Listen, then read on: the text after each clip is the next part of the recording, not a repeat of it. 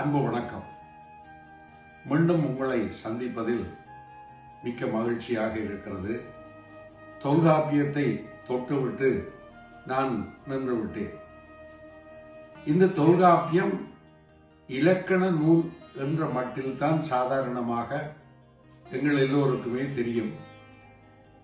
பொதுவாக உலக மொழிகளிலே இருக்கின்ற இலக்கண நூல்கள் எல்லாம் எழுத்தை பற்றி சொல்லை பற்றி சொல்லிவிட்டு நின்றுவிடும். ஆனால் இந்த தொன்மை வாய்ந்த நூலாக இருக்கின்ற எங்கள் தொல்காப்பியம் எழுத்தை பற்றி சொல்லுகிறது, சொல்லை பற்றி சொல்லுகிறது, அத்தோடு சேர்த்து வித்தியாசமான அணுகுமுறையிலே பொருள் பற்றி சொல்லுகிறது. இந்த பொருள் என்றால் என்ன? மக்களுடைய வாழ்க்கை இதிலே இருக்கிறது. ஒரு இலக்கண நூல் இப்படி புதுமையாக சிந்தித்திருக்கிறது. இந்த இலக்கண நூலை எழுதிய தொல்காப்பியனர் ஒரு வித்தியாசமான கோணத்திலே சிந்தித்திருக்கிறார். இதுதான் தமிழினுடைய பெருமை. இலக்கியம் மக்களுடைய வாழ்க்கையை பற்றி சொல்லுவது, அந்த இலக்கியத்தை முன்வைத்துத்தான் இந்த தொல்காப்பியம் இலக்கணம் தோன்றியது.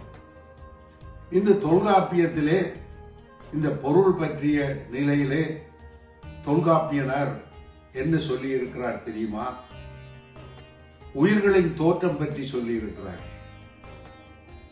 உயிர்களின் பகுப்பு பற்றி சொல்லி இருக்கிறார், மக்களுடைய வாழ்க்கை முறை பற்றி சொல்லி இருக்கிறார்.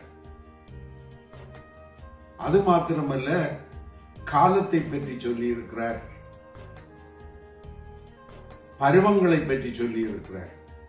ஒரு இலக்கண நூல் இப்படியெல்லாம் சொல்ல முடியுமா என்றால் அதுதான் தமிழுக்கு கிடைத்த பெருமை. உயிர்களை ஆறறிவுள்ளன என்று 6 வகையாக பிரித்திருக்கிறார். சொற்களை உச்சரிக்கின்ற பொழுது,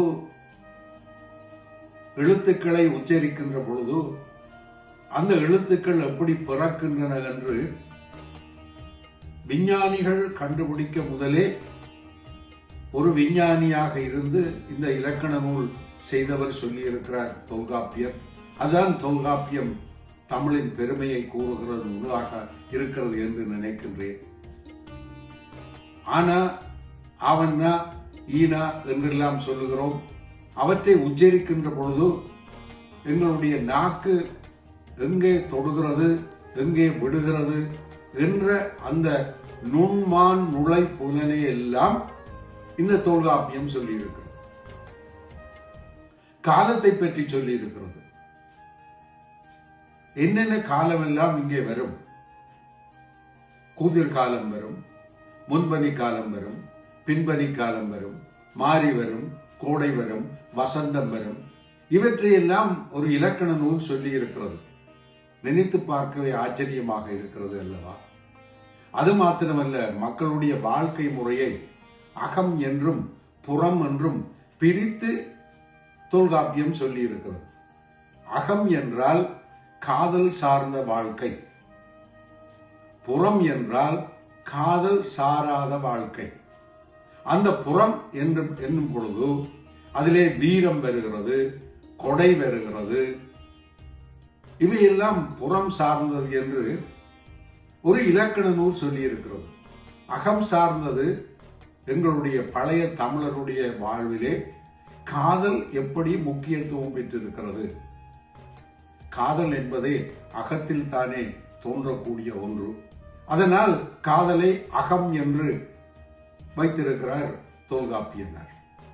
அந்த காதல் வாழ்வு எப்படி இருந்தது, அந்த காதல் வாழ்வில் அக்காலத்தில் வாழ்ந்த தமிழர்கள் எப்படியெல்லாம் வாழ்ந்தார்கள், அவர்களுடைய உணர்வு எப்படி இருந்தது, இதை பற்றியெல்லாம் மிக பக்குவமாக சொல்லப்பட்டிருக்கிறது. அது மாத்திரமல்ல, வாழ்க்கை முறை சொல்லப்பட்டிருக்கிறது.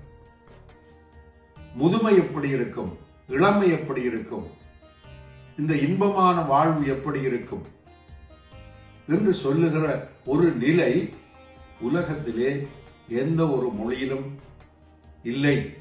ஏனென்றால் உலகத்திலே இருக்கிற மொழிகளிலே இருக்கிற இலக்கண நூல்கள் எல்லாம் எழுத்தையும் சொல்லையும் அதற்குரிய வழிவகைகளையும் சொல்லுகின்ற நிலையிலே அமைக்கப்பட்டன. ஆனால் எங்கள் தமிழின் பெருமை என்று பேசுகிற நிலைக்கு தொல்காப்பியம் அமைந்திருக்கிற காரணத்தால் அது தமிழனுடைய பெருமையை என்றும் சொல்லிக்கொண்டே இருக்கும் ஒரு நூலாக இருக்கிறது என்ற கருத்தை நீங்கள் எல்லோரும் மனதிலே பதிக்க வேண்டும் என்று உங்களை நான் அன்பாக கேட்டுக்கொள்கிறேன். மீண்டும் ஒரு நல்ல பொழுதில் சந்திப்போம். வணக்கம்.